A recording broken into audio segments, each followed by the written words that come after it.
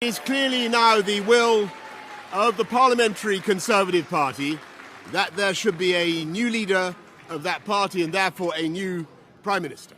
And I've agreed with Sir Graham Brady, the chairman of our backbench MPs, that the process of choosing that new leader should begin now. And the timetable will be announced next week.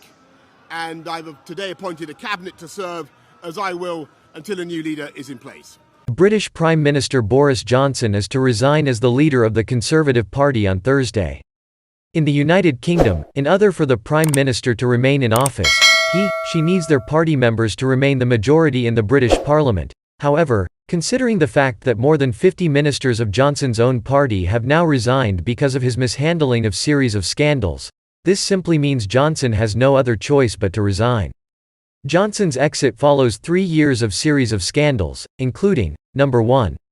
Fury over his handling of harassment allegations made against Chris Pincher. Pincher was one of Johnson's allies, but despite the harassment allegations that has been made against Pincher, Boris Johnson still went ahead and promoted him.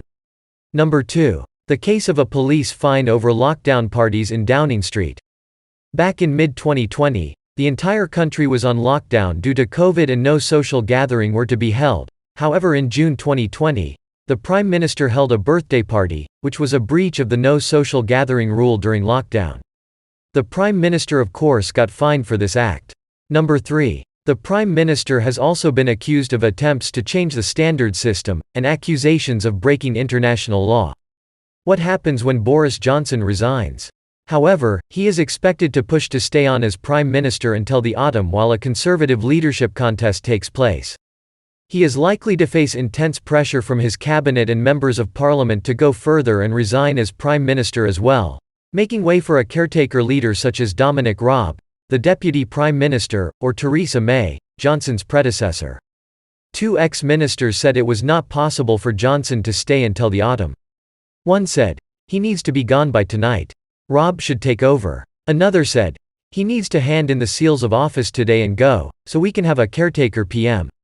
The revolt began on Tuesday evening with the resignations of Sajid Javid and Rishi Sunak as Health Secretary and Chancellor respectively. Johnson faced the prospect of a second vote of no confidence as soon as next week, with elections to the executive of the Backbench 1922 committee due to be held on Monday and likely to result in a change to the rules. The final straw for Johnson appeared to be the loss of Zahawi's public support. Zahawi is a member of the British Parliament. Zahawi was willing to launch a joint economic plan with Johnson next week. But on Thursday morning, Zahawi released a public letter saying he was heartbroken that Johnson was not listening to his advice as a friend of over 30 years that he must resign. "Prime Minister," he says, "this is not sustainable and it will only get worse. For you, for the Conservative Party and most importantly of all the country. You must do the right thing and go now," he said, but stopped short of resigning himself. Michelle Donnellan, the Education Secretary appointed this week, also resigned, saying the cabinet needed to force Johnson's hand.